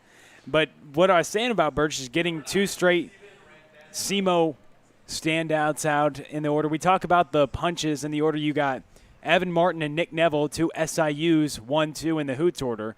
You have for the Cavemen, Seth Halverson and Luke Mann hit back-to-back a lot. But you also have Peyton Leeper and Noah Jacobson for the first-place Eagles, who hit back-to-back in the order and both go to SEMO. So you're seeing a lot of that action in this league. Pretty interesting to see the lineup and how it's constructed by all 6 of these managers and how maybe they look at to hit guys behind the lineup. Maybe they get more comfortable with those guys on base to drive them in. Might play a factor. You wonder if that played a role in the construction of these teams as well. Maybe wanting to get a few guys that maybe go to the same school, they're familiar with each other. You want to meet new people, of course, but when you have teammates on the team already that you know, it makes you that much more comfortable. You can make one team out of Maryville and Missouri Baptist and Harris Stowe. Harris that Stowe. could be one team right there.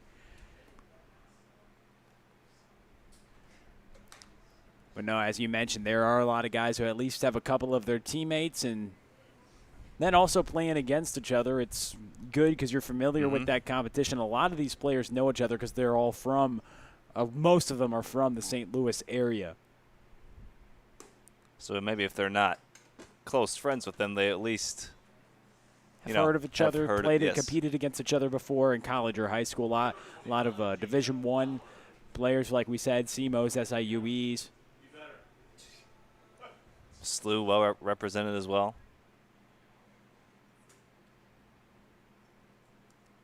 So now runners on first and second, and the designated hitter, Jacob Bauer, a hit by pitch and a walk with 2 away. A chance for a 2-out RBI here for Bauer. He picked up an RBI on a sac fly. Back in the third, walked and scored a run back in the second. Bowers had a pretty good approach at the plate today. A walk came around to score that sacrifice fly back in the third as well. Good piece of hitting. Breaking ball from Burdish, misses inside. We've talked about Bauer's approach at the plate a lot. We like his approach. Doesn't try to do too much. Try to put the ball in play. Never know what can happen. 1 run coming from Burdish. That's roped out to short, but caught there by Kloss for the final out. We head to the top of the 7th. Final chance for the Cavemen coming up. They need 5. They trail it 6-1.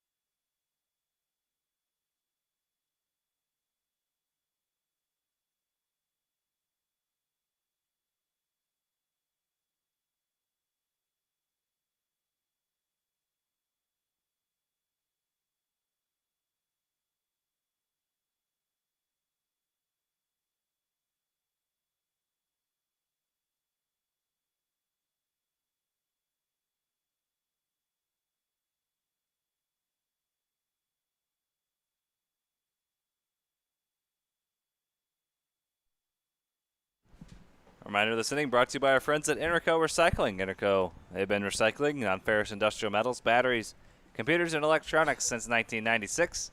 Their 400,000 square foot, 45-acre facility is located on the Illinois side of downtown St. Louis. So if your company has large amounts of scrap metals, batteries, or electronics to recycle, you can give Interco Recycling a call at 1-877-258-3601, or you can visit them on the web at itcscrap.com. That's 1-877-258-3601, or on the web at itcscrap.com. Interco Recycling, a Metaltronics recycler since 1996. Final chance for the Cavemen. Colin Turnbow will get things started. James Shaw out there for a second inning. Bottom third of the Cavemen order, and Turnbow first pitch swing, pops that one in the shallow right. Peyton Leeper drifting near the line makes the catch.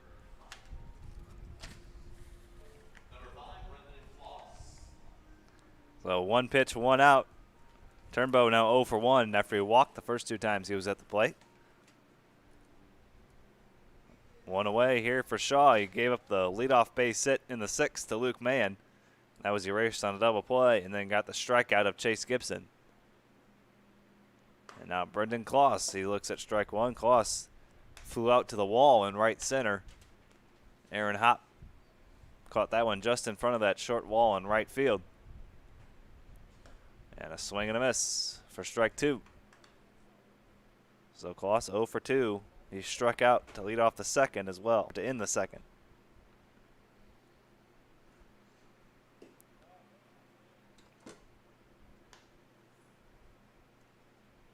Kloss, one of those several Harris Stowe Hornets we were talking about. Harris Stowe against Harris Stowe right here, and Kloss grounds that one to third. Randazzo fires to first a little high, but not too high for the 6'5" Arntzen at first base.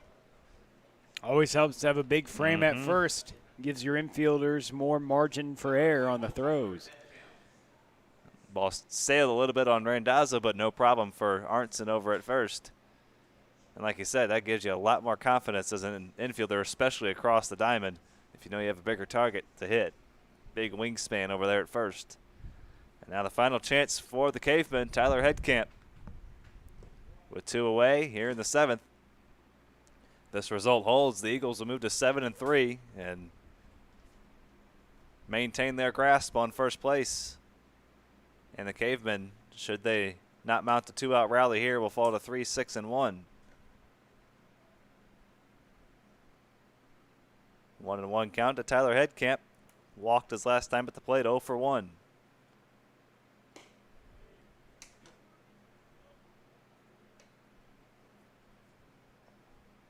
James Shaw trying to work 2 scoreless frames out of the bullpen and close things out for the Eagles. Swing and a miss. Cavemen down to their final strike.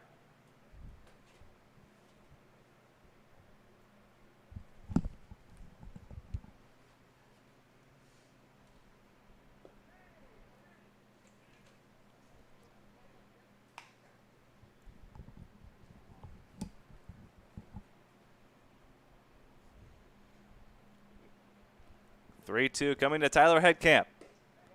Down low, ball 4.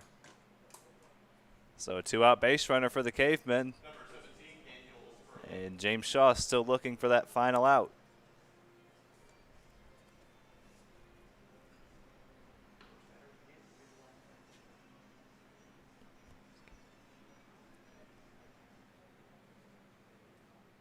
So runner on first and 2 away, and back to the top of the order, Danny Sperling. A walk and a couple of strikeouts. First pitch swing, he swings through a fastball from Shaw for strike 1. Sperling trying to extend the inning. Cavemen have got it back to the top of the order. They need some 2-out magic here in the 7th as they trail 6-1.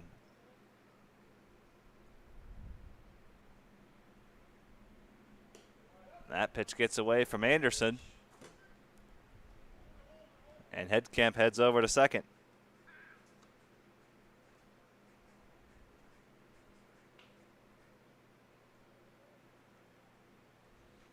So 1-1 count now to Sperling. Trying to keep the sliver of hope for the Cavemen alive. Shaw looking for the final out. The 1-1. Outside corner, Cavemen down to their final strike.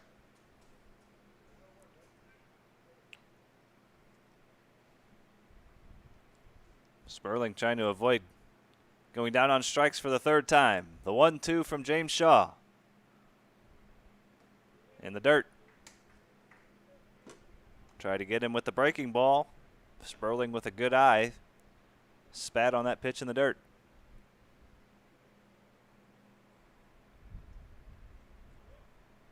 The 2-2. Swing and a miss. That'll do it.